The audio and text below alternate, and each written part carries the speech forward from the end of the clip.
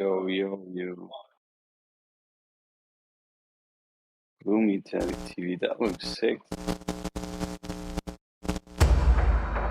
Did you do that yourself?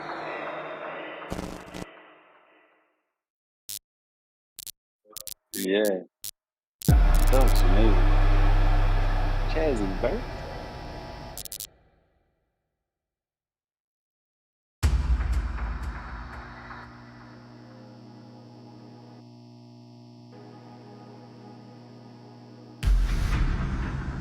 Cut over. Yeah, let's go. Let's do it.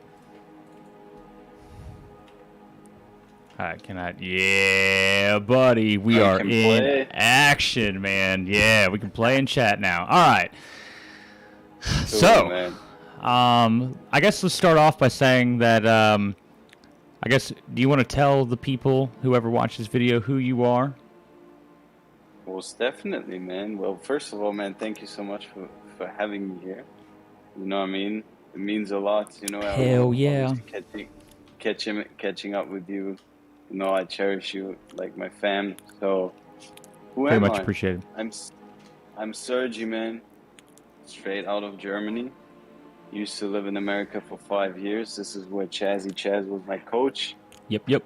While I was playing soccer, you know, he was trying to act like a good goalkeeper, and I was kind of hitting the upper 90s and stuff, and he would get mad at me.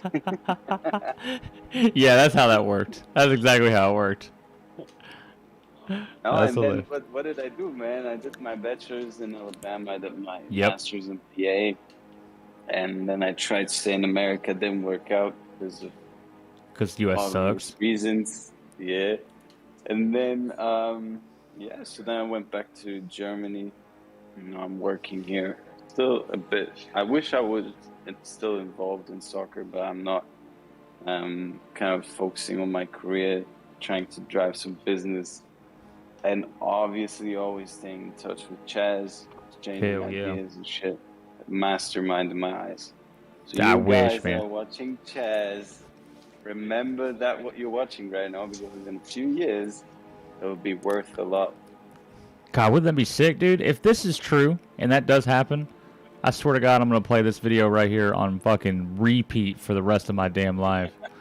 It will age well, man. It will age well. But Chaz, let me start off, because you know you're the master of Metaverse, NFTs, crypto. Yes, sir. At least I'm trying to be. Hell yeah. Always trying to learn, man. So let me ask you a very, very fundamental question, because I think this is what a lot of people are trying to understand about this. So in terms of Metaverse, what do you think, how fundamental will this be in the future? If you look at humanity, like, where will Metaverse be placed at? Because let me fill you in what goes through my mind. Yeah. When I look at Metaverse and what it could potentially reach, I'm like thinking of some science fiction shit. Like, I'm imagining people like you and I, if we want to meet up, and you're in America, I'm in Germany, we meet in the universe, in the meta world, and we hang out, but it feels real. Like, it's like a parallel universe where you can be somebody else, but you are you in a sense. Yes. But like, I'm thinking to myself, how realistic is that for us to see? Like, well, what's the timeline? Are we speaking like 100 years from now, 50 years? Like, is there even a way to kind of anticipate that? Yes and no. You know, it's like, the way I see this, I'll take this in two parts. Part one is like how fundamental I think this is about to be.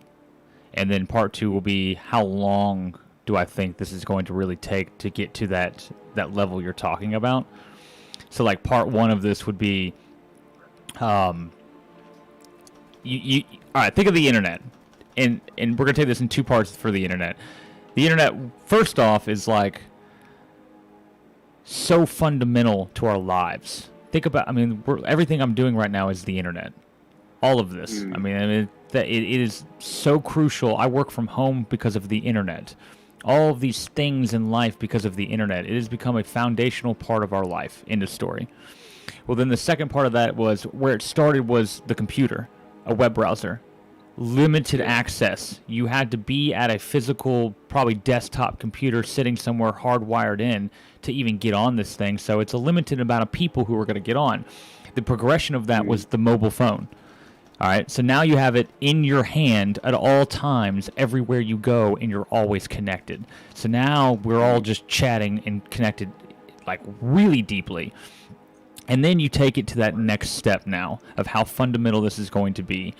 Instead of it being in your hand, you're going to be able to be there, you know, like go into it. And I think Mark Zuckerberg actually said it really, really well. He was like, I think the metaverse is going to be the progressional next step of the mobile internet. And to a degree, I actually like totally agree with him on this. I do think that the next step, it was the web internet, it was the mobile internet, and now we're going to see like the meta internet, you know, and you're going to be there at one day where you can just feel like you're there. Like I'm playing a metaverse with a controller on a 2D screen, which is cool and all, but one day you're going to be at that Ready Player One level and the Oasis. I think we're going to see it in our lifetime. Now, are we old? I don't know, but we're not going to be young, you know? Like, I think it's going to be about 20 to 30 years before we're really immersing ourselves. 10 years and you'll start to be like, oh, shit, I see it. And then 20, you're going to be like, okay, this is fucking awesome. 30, you're going to be like, okay, this is normal and we're just here. You know, I think it's that kind of deep. You know, it's super interesting that you're saying that because I hope I recall it correctly. But I remember one time, I think it was when Elon Musk was on the Joe Rogan podcast. They were talking about technology and how fast it kind of progressed over the last 25 years. And you know, Elon Musk, he said like that he doesn't believe that technology will in future progress as fast as it has been over the last 25 years, which, you know, sounds crazy because if you look at technology today, you think about, oh my God, like we're going to have AI robots, they're going to control the world, they're going to assist us, they're going to do all those crazy things. Yeah.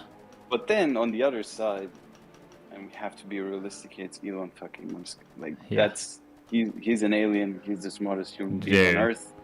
Not a dumb person, holy shit, yeah. And if he says that, it kind of, I find it very interesting what you're saying and then what Elon Musk is saying, because I'm trying to kind of connect those two dots. For sure. And I'm kind of like curious to see where this all is heading, because if for me, I mean, I'm involved in the crypto space as well, but more so in the like cryptocurrencies, like unfortunately not as much in the metaverse. But like to me, sometimes like even the cryptocurrency market is so overwhelming because everything seems so fast. And I'm thinking to me like, one day it's gotta hit a wall. Like I don't know if it's through regulations, it's like something will happen, I feel like, because it's just too good to be true, if that makes sense. Because like I don't know, like when you say that, like you mean NFT, you like crypto or like the internet in general? No, like crypto. Okay. So crypto will hit that wall. NFT, metaverse. Yeah. I mean, you're right. It hit the wall back then. Now, kind of like obviously going more upwards trend, and then now you have the NFTs and the metaverse. But like, I'm thinking to myself, is it going too fast? Like, are people even able to adjust? Because it's one thing to have the technology there and to feel it and see it, but can the world adapt to it? And you know how the world ticks? It is a world, it is a place of powerful people, and if they are not able to adapt to certain things, they don't like it necessarily.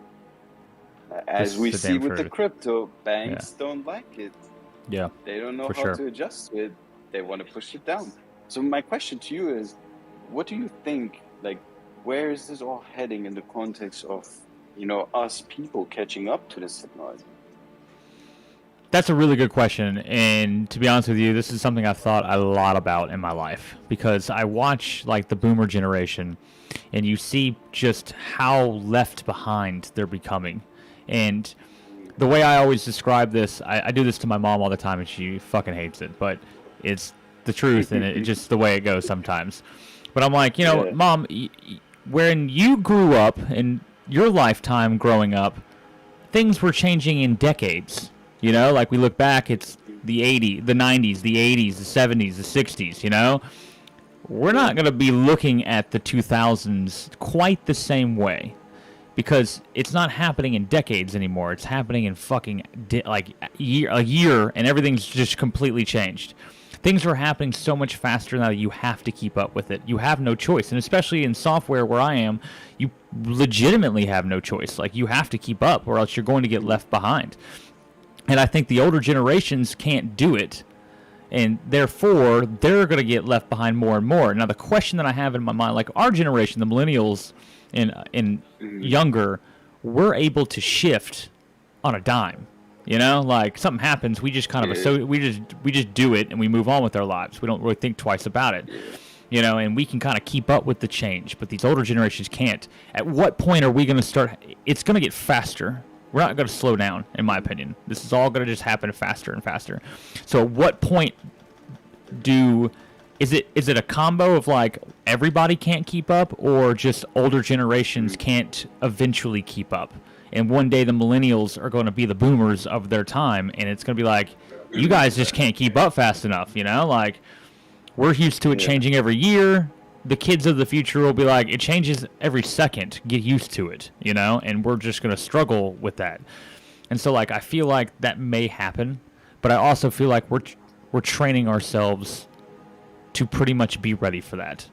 And I think if you just do the necessary things of just like let it happen, don't fight it, and just accept the fact that we're on this path now and there's nothing you can do about it.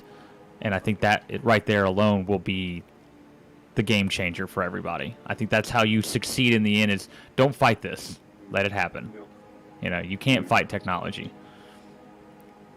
No, I agree with you. I think that's a very important, very, very interesting point as well. But now, while you were talking, I immediately kind of like tried to separate those two things, because one is like the people, and obviously, like you said, either take it or be left behind. Yes. There's two options. Like, don't fight it, just kind of roll with it. But like kind of like the business mentality that I have, or the marketeer inside of me, is like, all right, there's people that follow. And then, but like, how does that technology adapt to being scalable for people to use it in a context of economy? Because I think the technology, if it's just a game, all right, like people like to play games, kind of like that play to earn type of thing, and they're just in the world. But like, if I look at Facebook and they change their entire name to Meta, and they're like looking to build a digital world, it's not just a game. It's like an economy inside that digital world. It's like people actually living in there, paying rent, exchanging things, working for labor, and so on and so forth. So like my next question to you would be, how do you see that?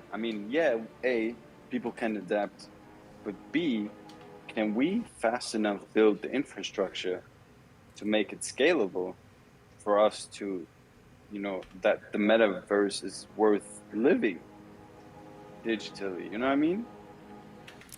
Yeah, and I don't argue with this. I'm having some technical difficulty. Hold on. Get me back over here.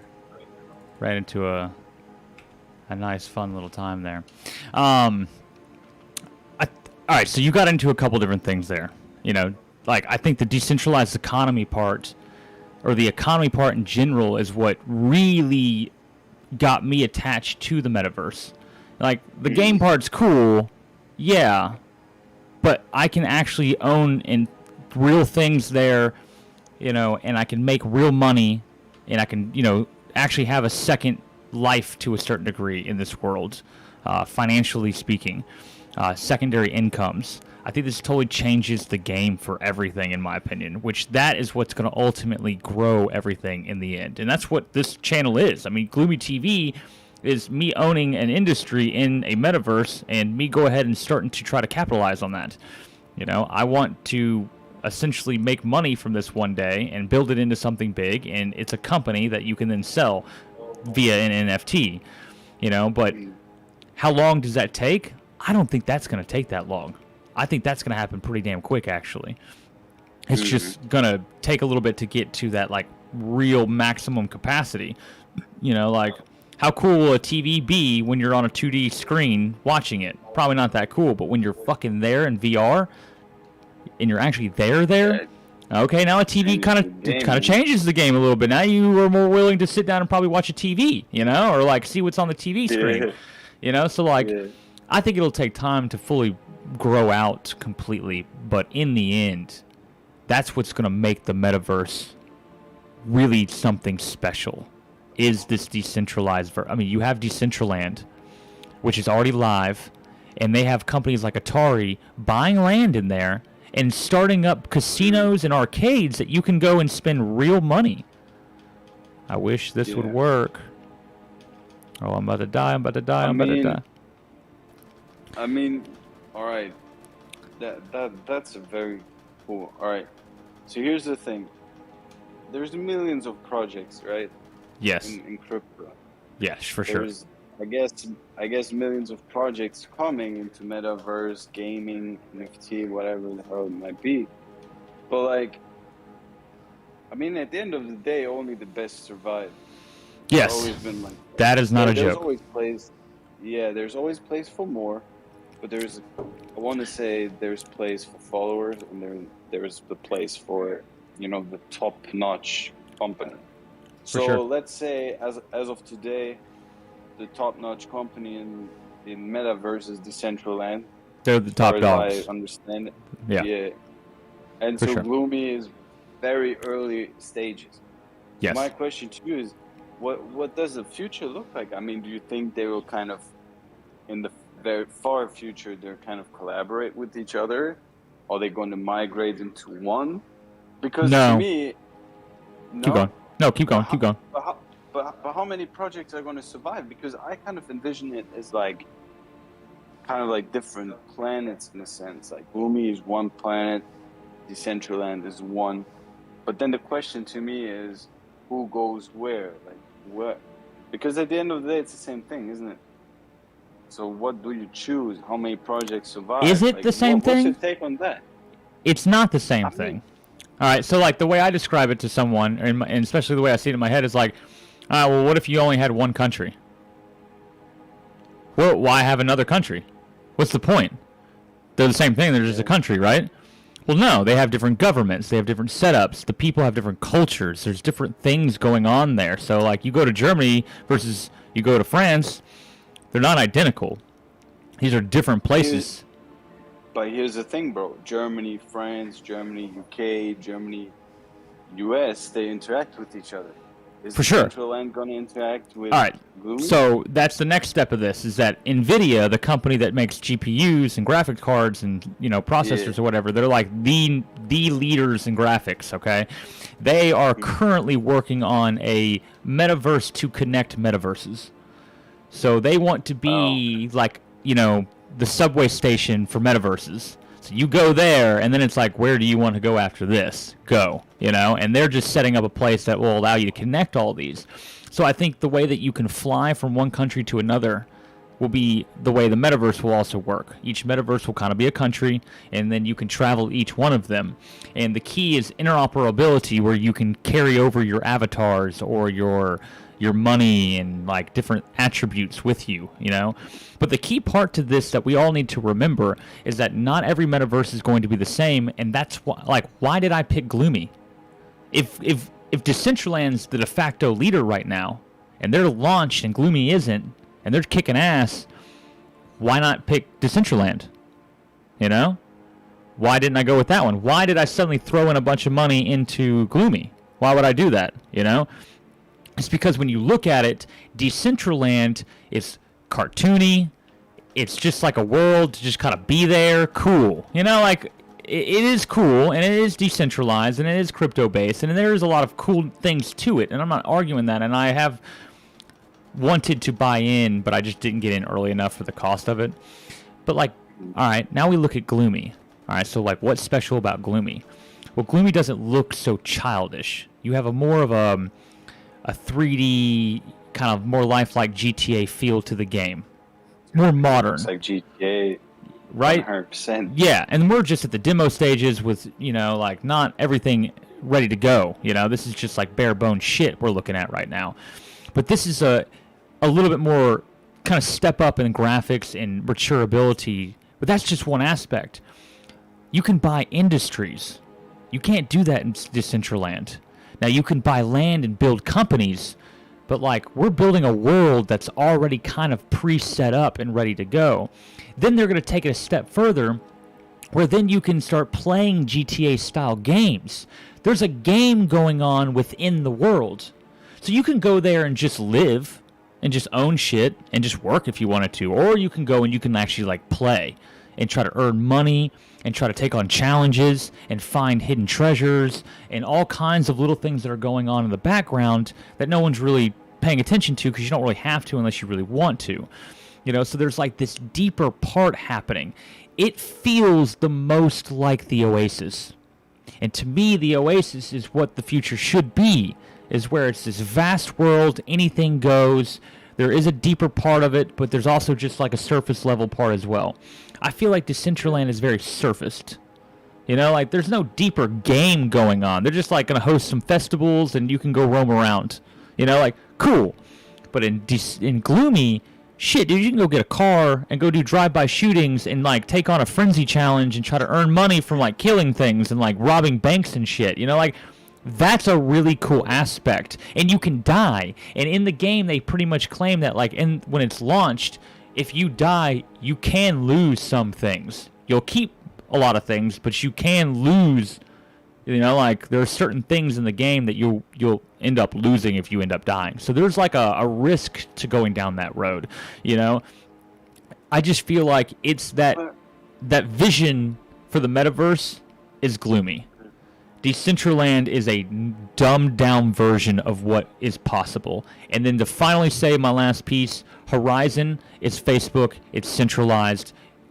It's all controlled by them. And I don't think it'll be so much more of a world and a city that you live in, more of a 3D virtual reality areas that are all kind of combined into this system. Almost like Microsoft Office has Word and Excel and blah, blah, blah, and they make Office. Horizon will be a buildup of a bunch of shit combined. That's the way I kind of see it. And it won't be so much of just a world that you go live in. And it's centralized. That's the key part. That's pretty interesting. Yeah, I mean that's a fucked up part, obviously. But now let me ask you. So you're saying that eventually one day, and then I have a follow-up question to your answer because I have an assumption what you're gonna answer. So you assume that one day people will actually going to live in GlewMe City, right? Like they'll be there possibly more than their own reality. So like in the far vision type of yeah, for sure, man. Able to kind of, well, and they're going to try to blend these two. They're going to try to merge the two eventually at one point where you'll have like it's called augmented reality, where you put on glasses where you can see everything just normal, but the glasses now start projecting things into your reality. So virtual reality is like you're fucking there. Augmented reality is you're not there, but things are being added to your world. So like an example would be you're walking down the street and you're seeing all these people walk by you. Well, above their heads will be little bubbles of their social media tags and handles. And you can see more information about it. It's like enhancing and they'll start merging things in where you can be in GlewMe and I can put on the augmented reality glasses and it'll project your avatar in my room with me. And now we're kind of interacting at this point via a metaverse in real world. But all right, that makes more sense. But like, but to me now listening to you, it sounds super interesting, and I kind of see where all this is heading. But like to me, my question is, from what you've said so far, it sounds very gamey still. Like everything is a game. You can kind of like walk around GlewMe and shoot people and stuff like that. Yeah, for sure. But then on the other side, the kind of like far vision of things like that, of things of that nature is for people to live eventually in, you know, universes like that and stuff. But then my question is, if people one day live there, like, you need some type of jurisdiction, right? You cannot just like walk around, shoot people and stuff like that the way you do now, because obviously it's a game. But how do they make the transition? Like, will that transition ever happen? Because being in an augmented reality, I think you said, and having like those bubbles over your head, or like you can kind of like put up some things next to you and hang out and interact, that's still a game. That's not like a digital world to me, in a sense. Like, that's not something where people can scan themselves in. And how does that transition work? Like, will that ever happen though? Yes, it will. We will, and we are already becoming cyborgs. We're already trying to become one with the damn, like, we're already trying to do this. We just don't have the ability just yet. So once we get that ability, I think it's inevitable for people to just live in the digital world more than their own real life, like, that will eventually start to happen. We'll become more like WALL-E, where we just sit in these chairs looking at screens all day. But you'll feel it in the future. It will be very different. You'll feel the whole experience. It'll be like you're there. Like you almost at one point won't be able to tell a difference anymore. And so like that does play a role into this whole thing. What was the other aspect that you were asking? No, I mean, my mind is just blowing right now. It's blowing up because like I see all those visions of like digital world, and I'm asking myself, like, how do things like? All right, so here I know where I wanted to go with that. Where you were like, how do you create law and order to a certain degree? People just willy nilly. Yeah. All right, so like you own a bank, and it has real money in the bank, and then someone gets like a challenge to come rob your bank, and they do it. Did you really just get robbed? Do you have to have insurance now for this? Like, we still don't even really know the answers to this, to be honest with you. And we've all kind of brought these questions up and wanted to know these things. And in my opinion, we do know in GlewMe City there's going to be sheriffs, mayors, governors of areas, and people will vote, and it'll be a democratic system on who becomes these roles. So like you have to buy an NFT just to become a candidate. And then you actually run and you market yourself for that district. And if you own land or whatever and associated with that district, you get to vote on the person that you want to become. And then you form laws. It's a totally decentralized world. They can come up with any laws they want per area, and you could own that area and come up with your own laws for that area. That doesn't mean people are going to go live there. That's another key part about this is like, it's hard for me to move somewhere else because there's a limited amount. It's expensive, blah, blah. In the digital world, in the metaverse, it'll be unlimited, man. You can go live wherever you want. You go buy your own fucking place and go live there. It doesn't even matter. If it doesn't exist, I'll just build it and go live there. It doesn't matter. There's going to be so much. It's going to get so big and so vast. So, like, there's going to be areas where you're going to have laws. You're going to have order. You're going to have consequences. You go around killing someone, like GTA, the cops come after you. You get caught by the cops. You go to jail. The same shit's going to happen. You're going to have to pay penalties for things that you do. You're going to have to deal with consequences for a lot of the actions in a lot of areas. So I think that is, and then you're going to have, like, places like Horizon where they just don't let you do that shit. Like, you just can't do it. But in a decentralized... No, keep going. Sorry. Just finish, like, in a decentralized world, no one has control of that except for the people who own that shit, So, like, GlewMe is trying to take the handcuffs off, like, whatever you guys want, it doesn't matter. We just are here to build the thing out and let y'all own it and control it and push it forward, and y'all tell us what to do for development-wise so we can make that happen, but, like, we have no ownership of all of this stuff. They're trying to release all of that to the people instead of control it. And I think that's going to kind of... Now, how does that play out necessarily? I don't know. I think you're going to see a... Oh, I died. You're going to see a mixture of people who are going to like have lots of law and order, and then some places that just don't really give a shit, Have you ever seen the new movie with Ryan Reynolds or whatever, where he's like... not New Guy. What is it called? Free Guy. You seen Free Guy? No, I haven't, man. Yo, you need to go watch Free Guy, because it's exists in a metaverse, a virtual world, and he's a computer program. Spoiler alert. And you just see like crazy shit happening all the time around him, because it's a video game in the end. It's a metaverse. Like, people are just like crashing cars into shit and like attacking each other and just like random shit all the time. But like everybody else just thinks it's normal because that's just how that shit plays out. You know? So like, I think it's going to be a giant mix. But,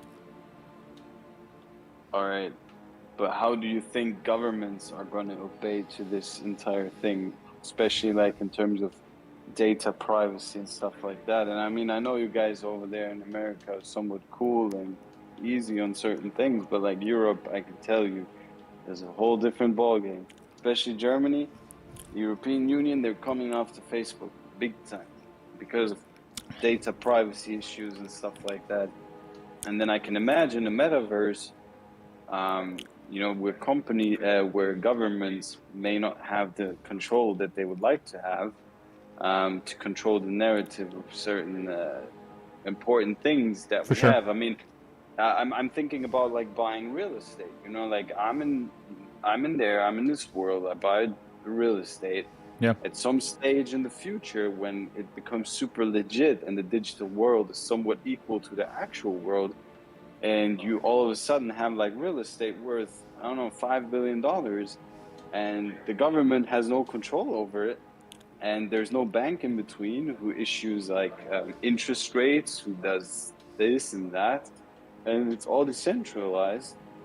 I mean, at the end of the day, I don't see, or I think it's hard for me to see how governments would just obey to this thing. I think it's a super strange time that's ahead of us, because I just don't know, like, governments are so powerful. I mean, just take America, Russia, China, Germany.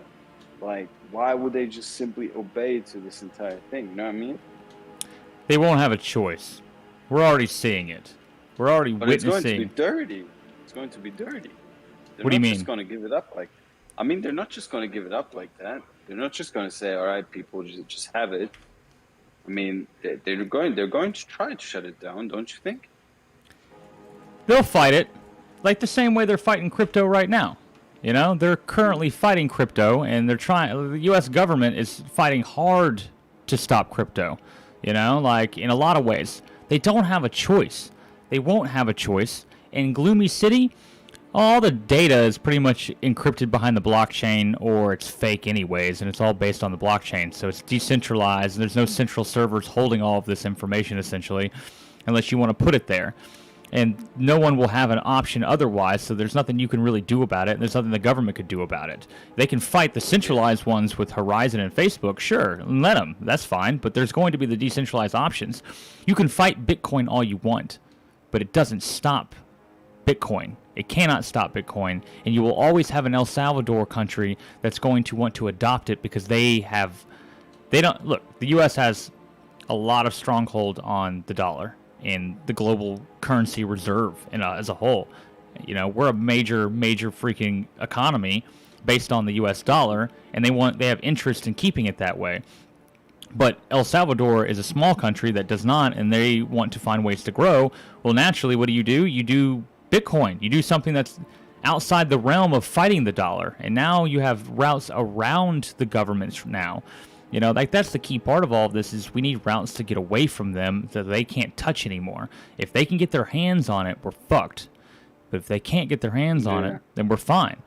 So at that point, you got to rely on decentralized, you know, full metaverses, and there will be one day where it'll be so decentralized that there's literally nothing anybody can do about it, and it is just run by the people who own the shit and get over it. You know, there's nothing you can do about it.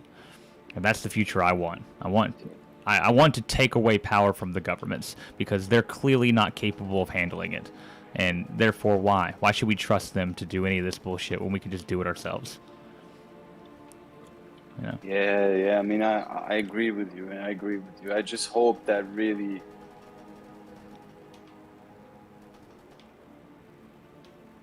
What? Can you hear me? Did I lose you? Yo, Chaz. Yo, can you not hear me anymore? No, what? I can hear you now. Oh, okay. It's up for a second. I don't know why. Okay. Oh, shit. I was wondering, I was like, you're just sitting there not talking. I don't know what's happening. What do you want out of the metaverse? You know, like, what do you want out of the future of the internet? That's a really good question and a tough question, man. I mean, bro, look, what I really want is just for the world to be fair. You know what I mean? Like, I feel like, and I don't want to get like political here, and I'm not really that type of guy. Like, I typically, I kind of do my own thing, and I'm happy to be with fam and friends, and kind of just mind my own business and do business. And but I really want the world to just be fair because I'm privileged. I live in Germany. To me personally, there is no reason or no valid reason to be talking like crap about anything. I mean, I'm doing fine. Live in one of the best economies in the world. I know where my parents came from. They came from a war. Yeah, So for sure. I know like kind of the really bad and I know the really good. But obviously what you hear all over the world, there's like the things going on. Like I don't know, Yes, I mean I count even like America as a privileged country. Even there's like certain things going on. And I just hope that, crypto solves all of that.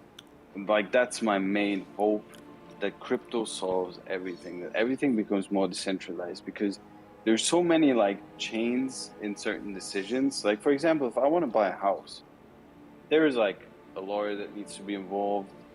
The government's telling me like how high I can buy it, how high I can build my house, and what the width of the house is. And like in my mind, and I for think a sure. lot of people think that way, I'm thinking to myself, dude, if I put my salary on a bank account and you guys are making off of my salary more money, and then I want to have a loan to buy a house, and then the government tells me what my house needs to look like, that's not a world problem. Don't get me wrong. But like just think like I don't know, just try to think logically here. Like, why would you tell somebody how to build your own house with your own money that you're trying to, you know, like it Yes, just doesn't make sense. And then the bank in between, they kind of do like a social score type of thing, and then they give you like interest rate higher or lower yep, depending on whatever you did.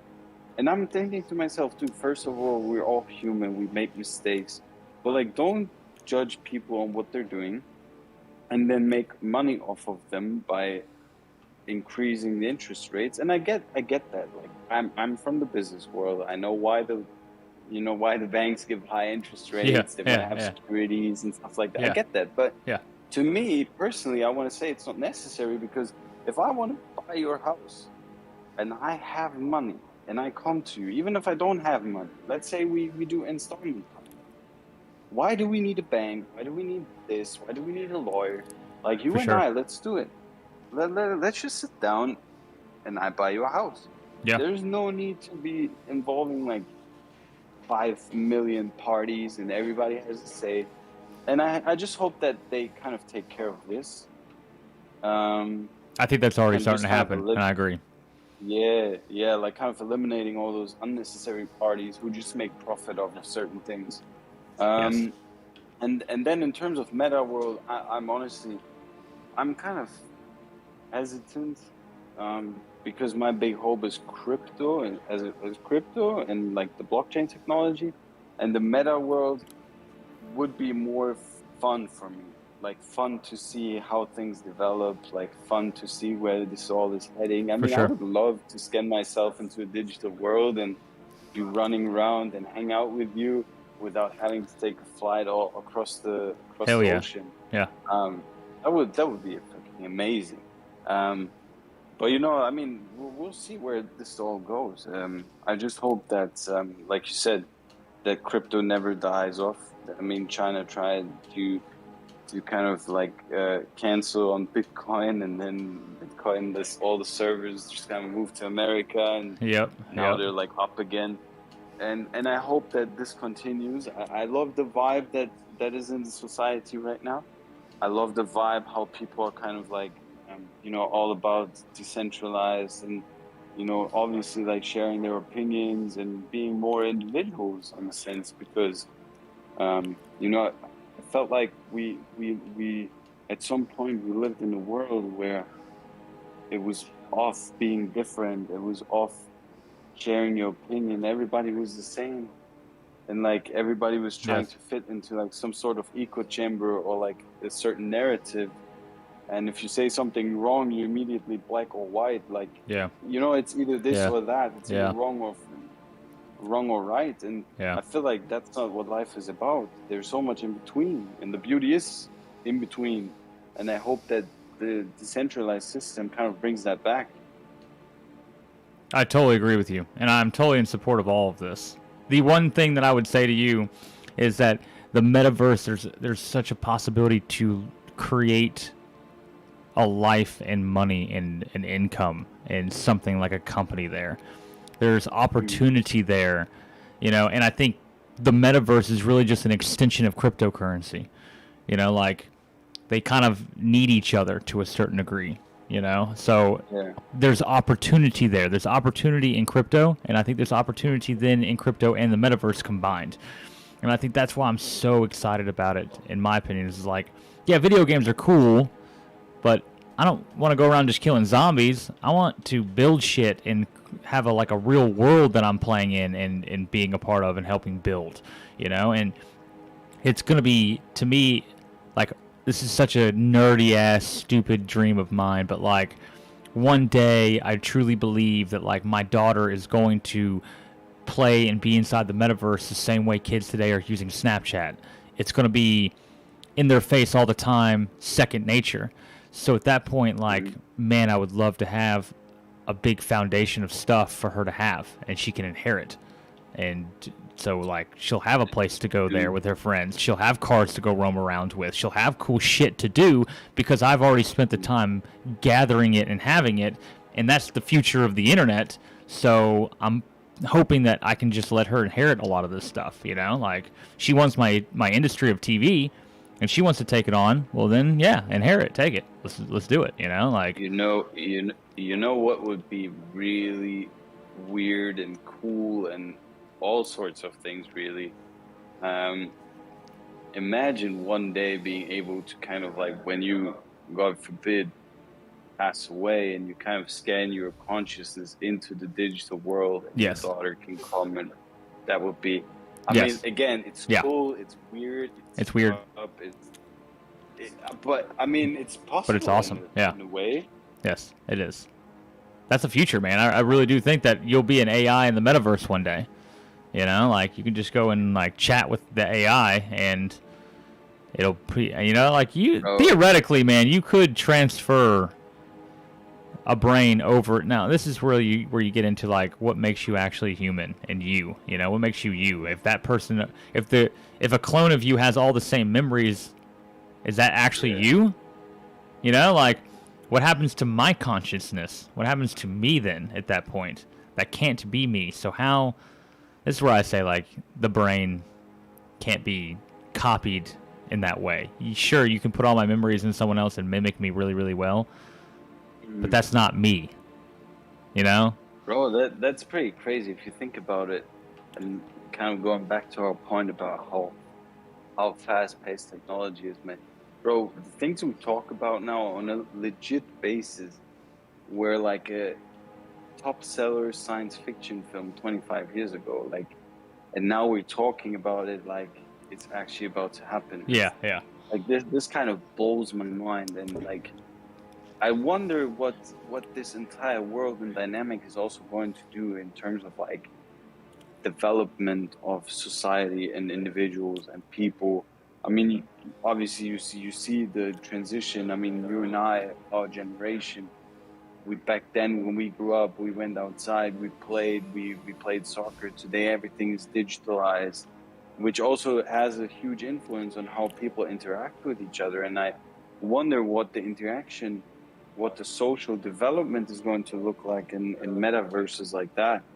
Like, what is this going to do to people? Like, and then obviously passing on into next generations, going to be super interesting. And I think that's an entire field for itself, really, another science, to be honest.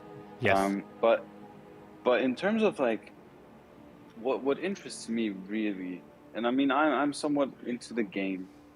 You obviously way ahead of me, but for people, I think what would be amazing if they see this episode is, what would you recommend them like doing in terms of like first steps, not into crypto, or maybe you say crypto as well because it's part of it, but what would you say to a newbie who comes to you and says, Chaz, I want to invest myself into the metaverse, I want to understand the metaverse, what should they be looking at? Like, because again, I mentioned earlier, it's super overwhelming. Even for somebody who understands crypto, metaverse is overwhelming. There's so many projects. You don't know the heck what's going on. NFTs, you don't even know what NFTs are. You don't know what NFTs can do.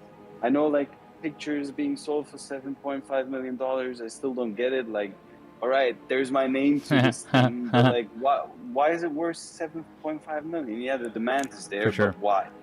Why? Sure. Why is it worth 7 million to have my name attached to a fucking monkey like picture? Like, why? So thinking of all that, what do you think? What would you suggest to a person like that? Where should they start? Where should they be headed? Obviously, no financial advice. That's the favorite sentence of every subreddit. Advice. This is not financial advice. I'm just what do they call, like an ape living in my parents' basement right now. Oh, but dude, super curious to hear that, man. It's hard. This one's difficult. I think the first two I would say immediately is absolutely be skeptical of everything you read right now when it comes to crypto anything. You should probably go ahead and assume it's not real before you think it is real. Number two, be very wise with your money and where you're putting it. I think that people should invest into crypto, but it's invest what you can afford to lose and what you're willing to lose.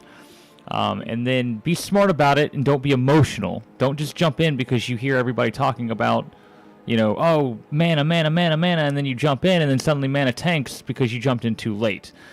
And that can happen because you got emotional. You heard everybody talking about it. By that time, it's already too late, but you're emotional now. You want to get in on the ride as well, And I think that becomes a scary aspect. So really be skeptical and be wise with your money is number one, and number two. And then after that, it's take the time to educate yourself. Take the time to figure out what it is that you're looking at, what it is that you're trying to put your money into, I think there is no question that crypto is the future, and you should invest in it, and you should put some money into it. But you need to be educated behind it. Don't just throw shit at something and hopefully it sticks. Understand what you're investing in. Go take time. What is a blockchain? What is cryptocurrency? What is Bitcoin? Like, what is Ethereum? How is Bitcoin and Ethereum different from one another? Like, how does that work exactly? And then if you want to get into NFTs, what is an NFT? And then what is the future possibility of an NFT? And the way I always describe it, it's just proof of ownership. An NFT is just proof of ownership that you can't duplicate. So like your home will be an NFT one day. And that's going to be the cool part of we take away the banks because I'll just transfer it to you when you've transferred the money, And this can be all done through like a smart contract escrow where I send the NFT into the smart contract where it's out of my hands now. And then the smart contract will wait for the money to get dropped in. When the money gets dropped in, it disperses the NFT to the person who paid for it and then the money to the other person who put up the NFT. All automated, and if they don't ever put up that money, it's a timeout, and I get my NFT back, and my home's still mine, and it's all out of a third-party hands, so it's really just proof of ownership of a given item, and that's a really powerful thing, like people are speculating, crypto does this shit, why Dogecoin got so big, people just jump into shit, and they just throw lots of money at it. So you agree that the 7.5 million for a monkey? That's fucking ridiculous. This is pure hype. There is nothing to it. 100% hype. 100%. There's nothing to own about that image. There's nothing to own about it other than speculation. Now you could say Bitcoin is the same. You buy a Bitcoin. Well, what makes that shit worth anything? The fact that everybody says it's worth something because I'm willing to pay $60,000 for one Bitcoin is what makes it $60,000. So like that NFT you buy it for $7 million, but like you got to hope someone wants to buy that shit from you for $7 million, because what does it do for them? The fuck does it do for you? Nothing. It does absolutely nothing for you. It's a worthless piece of shit image that you can just go steal. Now music. Now you're buying the copyrights to something that has value to it.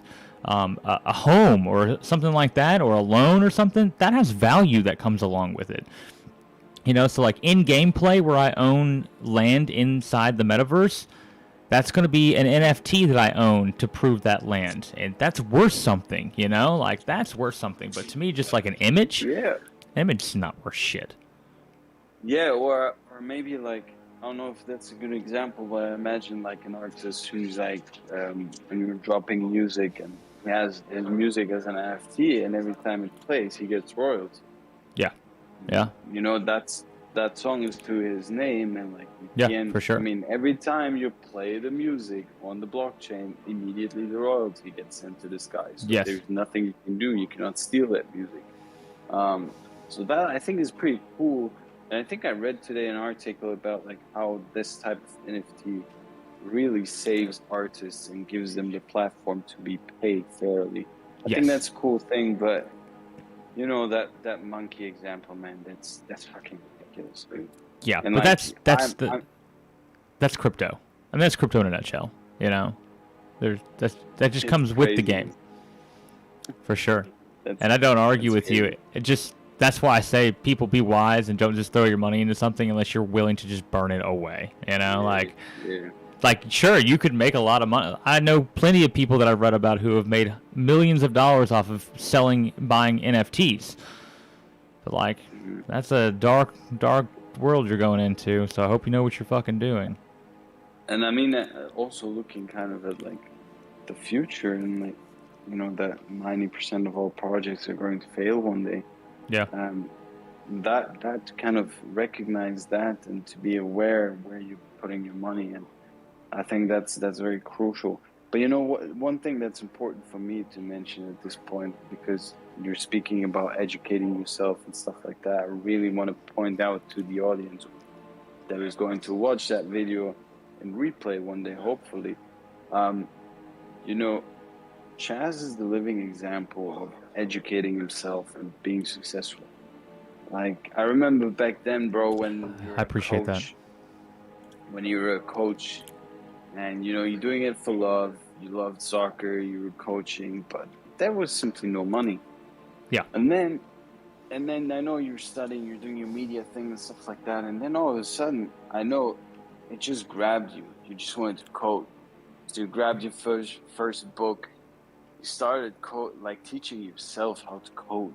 Like, those were the beginnings. I remember them. Yes. Oh yeah. Like you and I driving in your Mini through Birmingham. So, helping your brother out. Driving through Birmingham, talking about this, and just kind of how the way you educated yourself. I really want to point that out to the audience. It's like fucking legendary. I appreciate that.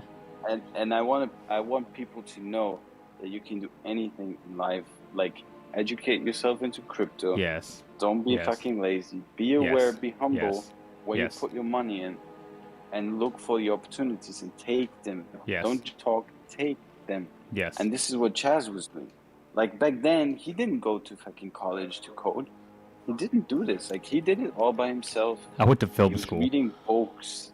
Yeah, like, exactly. Like, you were doing night shifts. And then all of a sudden you had a girlfriend, and then all of a sudden you have a child, and you're still grinding. And that's all because you just want it. And that's kind of like that was really important for me to point out this particular point right now, because you mentioned educate yourself when you invest to crypto. Yes. And this is what you've been doing with your career, and it's possible, and the outcome is amazing. So do that, and you'll be successful in crypto as well. I want to add something to this, because I very much appreciate the kind words. There's no question about that. And I did work my ass off, and I'm not going to sit here and try to act like I didn't work my ass off. I'm not some just brilliant person. It's like, it's funny to me that, like, I know you know who Chase is, I'm pretty sure. It's a really good friend of mine.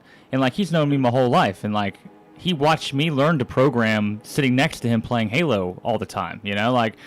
He of all people knows that, like, I'm not some genius over here. That's not how this works. It all came from really a book, The Talent Code. And the Talent Code just simply put out there that, like, talent isn't born, it's made. It's trained. You have to spend the time educating yourself and working on something, and you got to be patient with it, and it will eventually play itself out, and you'll eventually become very talented at it. You know, like the famous hours is 10,000 hours in the book. It tells you that you need to do something before you're truly talented at it. And you can be truly talented at anything. And I just sat down and said, well, then let's apply this to programming. I like to program. It's very clear. I'm enjoying this. I don't know shit. The way I really thought about it in the beginning was, I have to do this every single day, at least an hour, repetitively. I cannot miss. And not only that, but I really need to focus on deep practice, which is talked about in the book, where I'm really tuned in and I'm really trying to understand where I'm going wrong and how to fix it and visualize the outcome of all of this. And so my plan was 5 years. Let's just go 5 years. I don't give a shit about anything else. Doesn't matter. I don't care where it takes me. I don't care what happens in the end. I'm just going to spend every single day learning about programming for 5 years, and let's just see what goes on. And within 3, I had a job, you know, and I'm a full-time developer. And it just kept progressing after that. And it was all about, to me, the patience of, I disciplined myself to spend at least an hour every day for years. And then on top of that, I was willing to say, I don't really care what's going to come of this, and I don't really care about pushing it. I just want to learn it and do it. And whatever happens, happens at that point. Be patient about this progress. You can educate yourself on fucking anything. Anything and become good at it. Now, you can't become like a 7-foot basketball player if you're like 5 foot. You know, like, I get there's limitations to the body, but for the mind, no, man, it's not about being brilliant. It's about spending the time educating and training your mind to do those things. And that's the key to all of this, in my opinion. And, like, I'm not some genius at all of this. It's just, I work hard. I spend the time. I give it the effort. And that's 90% of the battle right there.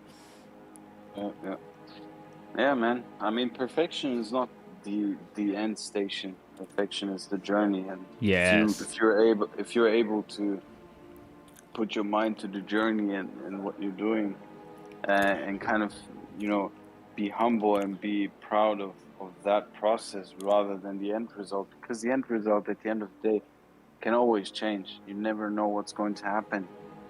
But, so agree. You know, but bro, how did you manage your anxiety back then? I mean, I imagine, like, in life, going into one direction and then all of a sudden deciding, all right, fuck it, I'm going left. Oh, god damn, then I'm going to drift that way and just keep going. And obviously, I don't know, like, we're not rich, we don't have, like, maybe, like, uncomfortable living situation, whatever the hell it may be. But, like, how did you manage this point? Like, because I feel like a lot of people these days are very motivated, but, like, the ground desire, the ground need, like the basic need of a human being, safety, is at some point not given, because you may quit your job to pursue your dream, but then all of a sudden your salary breaks away because you left your job.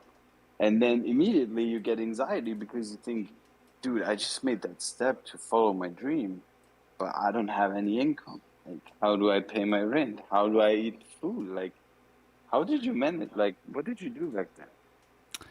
I figured I'd go in and end like this for the last, like, 15 minutes or whatever before I have to get out of here. Yeah. So we just chat back and forth. Yo, this one did, it weighed on me. No joke, man. That was a struggle, in my opinion, of, like, I still remember the transitioning years and thinking, am I fucking up? Is this a bad move? Oh, God. And this was my second transition. I had gotten out of film school and realized I've got this in with soccer. I love soccer. I can go ahead and start being a coach, making money right now. The film industry is really kind of a rough industry to be a part of. I don't know if I want to do that, so let's go be a part of soccer. So I transitioned one time, and it ended up working out because it was really quick. The transition out of soccer, there was no future there. There was no opportunity there. It was just like I started realizing that the money sucks. the parents are even worse, and the coaches, your bosses, they all are money hungry, greedy assholes who don't give a shit about you, and they'll fuck you over in 2 seconds. So I thought, I need to just get out of this, you know, like I got to get out of this whole thing. And I remember just the pressure of all of it kind of closing down on me of this, you've got to figure shit out or you're not going to be making any money. And the real motivation there was, I want a family. I want a child. I want to be able to have a relaxing life and not work paycheck to paycheck. So if I need to work 100 fucking hours a week right now to make that happen so that in 10 years I can get to that point, then that's better than never getting there. You know, like I'll work my ass off for 10 years so that I can get to where I need to get instead of 50 years and I never get there. And there was like this drive in the back of my head that just kept saying like, you don't have a choice. If you want to be where you want to be, then you have to do this and you have to go through this and you have to experience it. And to relate this in college, to prove myself to my parents to go to film school, they essentially told me like, you can just have enough money to pay rent. And that's it. So I slept on the floor for like almost a whole year. I had no furniture, nothing. We had a TV in the corner, and that was it. So like that humbled the fuck out of me. And that taught me, you want to earn something, you're going to have to grind through this shit and suck up the crappy times. Everybody wants to see Steve Jobs at his peak. Well, why did Steve Jobs get to that point, and how did he do it? I bet there was some shitty times in there. Where there were some dark periods in his life that led him to get to this point. And no one likes to think about that part of it. But that's really where you are defined, and that's really where it happens. And so I always feel like that the struggle is part of the gain and part of the game. So you just kind of have to fight through that part. And I think, honestly, my wife, Mallory, was a huge motivating factor to all of this. Where, shit, I really want to be in a relationship, have a wife, have a child with her. I want her to be my future, but I want to be able to provide, and I want to be able to do more, and I want to be something for her as well, you know, into this whole mix. So there was just I guess really what it was is like, dude, I was really questioning my decisions in life. I really thought I'm really fucking up here, but there were so many driving factors telling me in the back of my head that I needed to do this. This was the route I needed to take. I don't know what it is exactly, you know. It's almost like there was like a little guy on my shoulder. Hold on, I'm gonna turn these lights on real quick.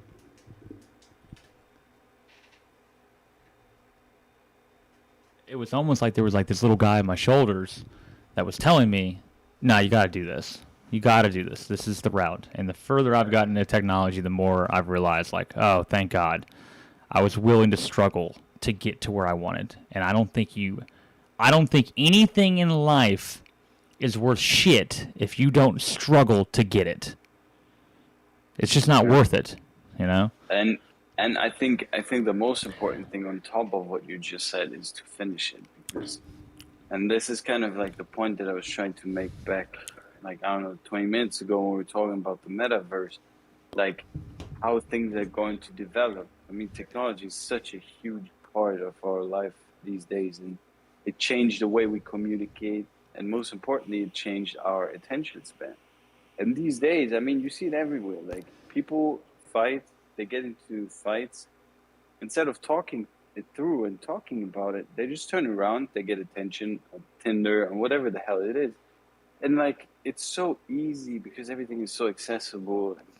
And for you to not just have the thought of, like, all right, I'm going to dive deep into IT, I'm gonna hustle, but to actually finish it, I think is the most insane thing, because it's not that normal today to have such a career shift and actually finish it. How many people start a new career and after 2 weeks they stop? All right, let me try a new diet. All right, after 2 weeks, I'm gonna go back to my old. For sure. Like, man. And it's because everything is like so accessible and changed the way people think, and people actually forgot how to push and finish things. Amen. I swear to you. Amen. Swear. This is what I've always enjoyed about you, is that you have that same mentality, I feel like, that I do. Look, I've been very fortunate in a lot of things that I've done. I don't believe in luck, but I feel like if there's luck out there, then I definitely got some of it on my journey. But your mentality, the way you see life, and the way you're wanting to push for shit is exactly what I'm looking for in life. It's exactly the way I want to be, you know? So like I try to surround my life with people like you and let go of the ones that are not like you, you know? And so like I feel like you're on the same path, man, where it's just a matter of time before it gets to where you want it to be. And you'll come to find out, like I have, that it's never going to be exactly what you want it to be, because you're always going to want more. You're always going to want more. But that's how you get there. And I feel like you're just slightly younger in a different industry, and it's just going to take a different timeline. Circumstances are never the same per person, per situation. Yeah. And you're on that grind now, and you're feeling a lot of what I went through, and I feel like you're actually coming out of it, and you're probably feeling a little less stress than you did a year or two ago. And you're seeing a little bit more happen in your career. More things are starting to move, and you're starting to see the pieces get put together a little bit more. And that to me right there, I mean, all of that, I see it coming because, one, I've been through it, and two, I'm looking for it out of people. Like, you have that same ambition. And that's why we're on this call right now. It's, midnight where you are, and it's freaking 4 o'clock, 5 o'clock where I am. 6 o'clock almost. But, like... This is why we're doing this. We make the time to try to better ourselves, and you're trying to better yourself, all the time. And I love that about mentality, and I love that about people. And I feel like crypto and Metaverse and all this stuff, to be honest with you, is just going to help extend that for us. It'll help us do more of that, whether it's the Metaverse has courses at a university that you can go attend, about anything you want, or you just made a shit ton of money off of crypto and now you can do more of what you want to do. Either way, you're pushing for all these avenues. I'm watching it and I love it, and these avenues are going to play out for us. They're going to play out for you, and like, I think all these things that we're doing are just going to help with that. And we just got to keep pushing those, Definitely, bro. And thank you so much. Really appreciate your words. I can only give it back to you, man. And what I also learned the past few years, I mean, my journey in America, going back to Europe, being in England for a while, coming back to Germany, like never really had anything, always kind of, was on the grind, trying to meet people like you, surround myself with people like you. I learned that everything happens for a reason and everything will be fine.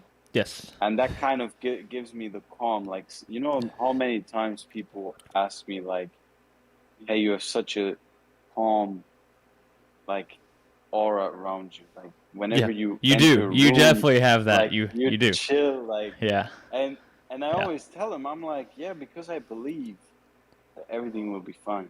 Like, no matter how stressful the situation is, it's external. You cannot control it. Like, if somebody comes into this room right now and tries to fuck around with me, I mean, I'm going to defend myself, but at the same time, I'm not going to engage in that because it costs me nerves.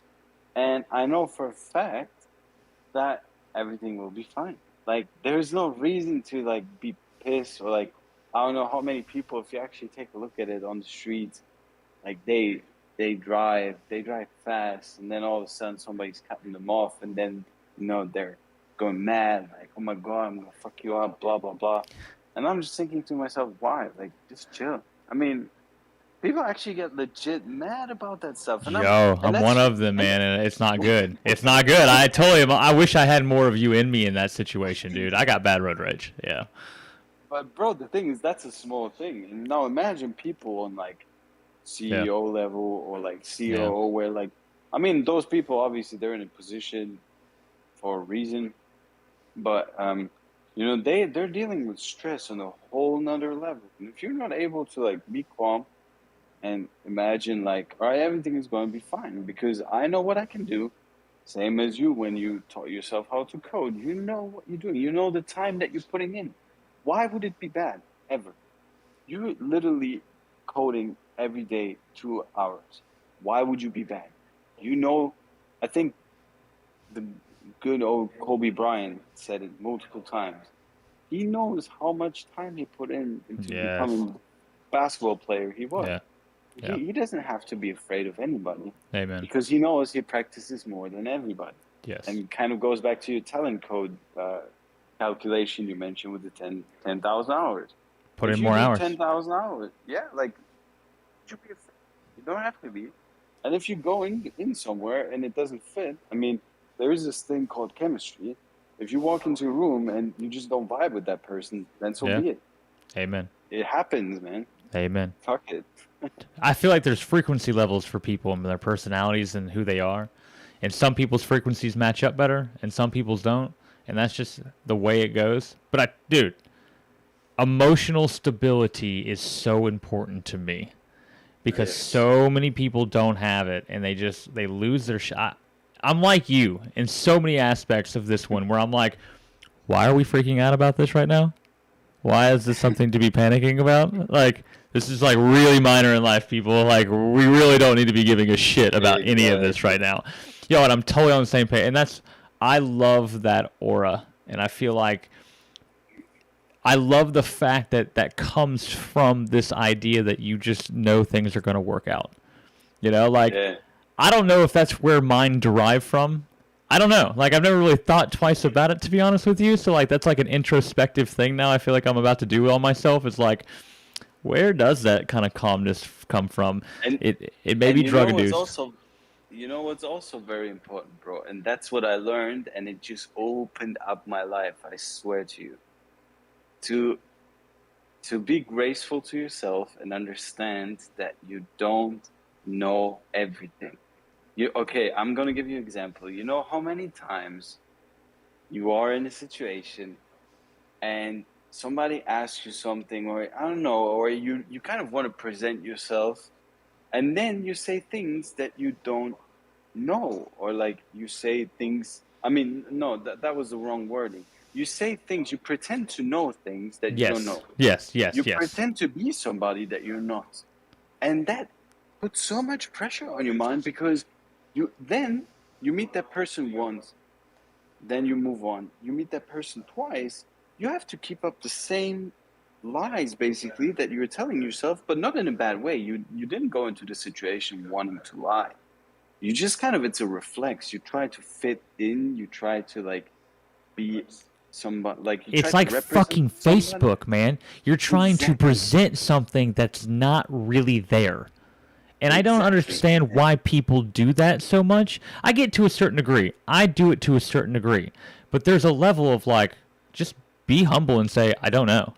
Because how are you going to expect anybody to know everything? You can't.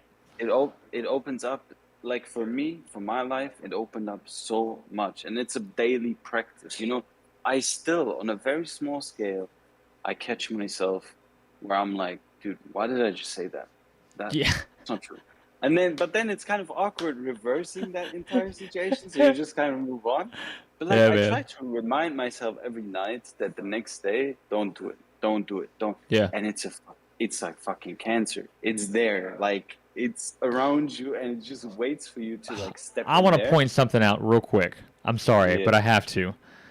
I love the fact that you spend time thinking about yourself.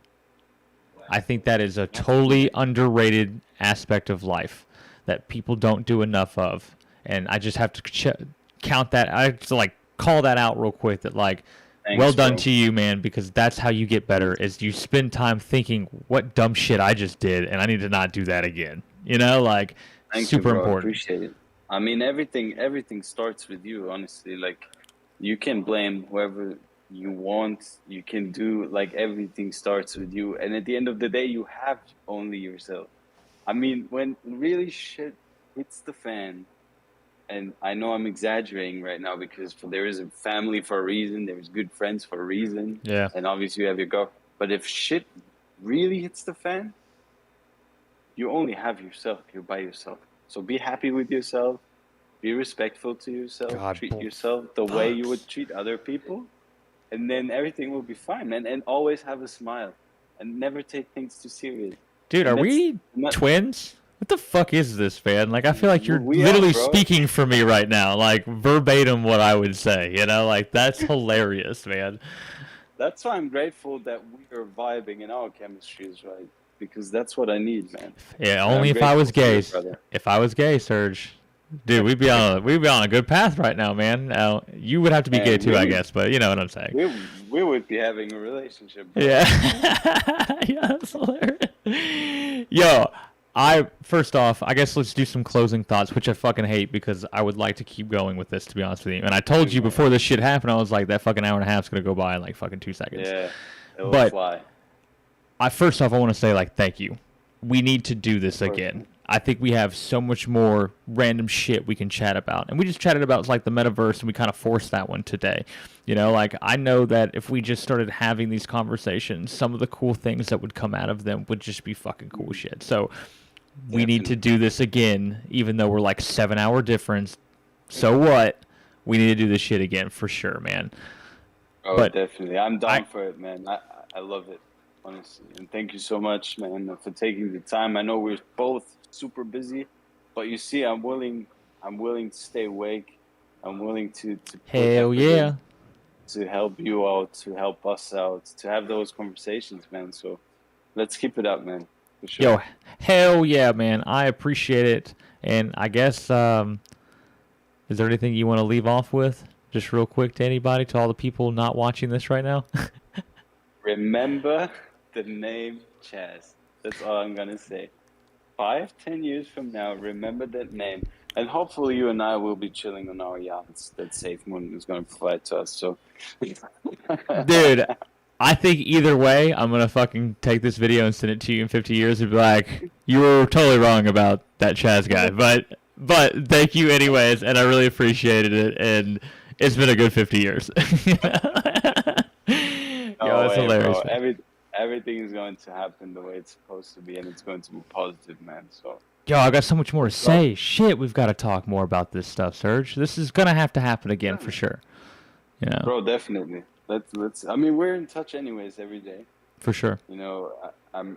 You know, the notifications I get from you, I'm about to turn my phone off. I think I have a vibrator in my fucking hands. But... I know. Sometimes my mom would be like, "Who is that?" It's either you or Chase, essentially, and I'm like, Serge. And she's like, "Damn," and I'm like, "I know. Just chill out for a second. I gotta get back. Just hold on 1 second." It really is like kind of turning into a bromance, and I feel like people in the audience that are watching this right now are literally gonna be like, "Yeah, for sure." They just don't know they're gay yet, and I'll be like, maybe, you know, maybe, I don't know. That shit's funny as fuck, man. All right, man, I gotta get off because I gotta go be with my daughter now, which isn't a bad thing. I just wish we had more time with this one. So, yo, thank you, man. I appreciate it. I'm flying to Istanbul tomorrow, to Turkey, so I'm gonna be sending you pics. What? Damn it, dude! You are like Croatia and like all these other dude. Fuck off, man. I'm in Alabama. You know, like not that cool. I'm gonna let you be part of it by sending you some crazy pictures.